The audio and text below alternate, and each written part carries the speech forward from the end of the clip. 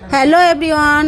তো আমি চলে গেছিলাম হরিণডাঙ্গা শ্রী রক্ষা কালী পুজো দেখতে, আমাদের রাজরানীমা। তো ওখানে গিয়ে দেখি বাতাসা হরিলুট হচ্ছে। তো সেখানে সবাই মিলে বাতাসা কুড়াচ্ছে, তার মধ্যে আমিও একটু কুড়িয়ে নিলাম, পেলাম দুই একটা। তো প্রচুর ভিড় হয়েছিল, দেখতেই পাচ্ছ, তোমাদের সঙ্গে সেই ভিডিওটা দেখাচ্ছি।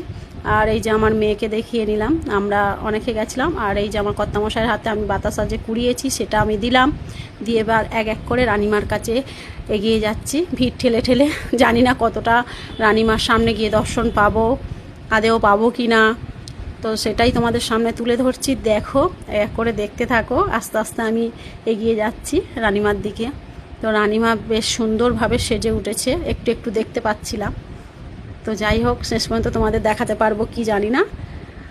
তো এই যে রানিমা, দেখো তোমরা রানিমার রূপটা, এটা হচ্ছে আমাদের রাজরানীমা।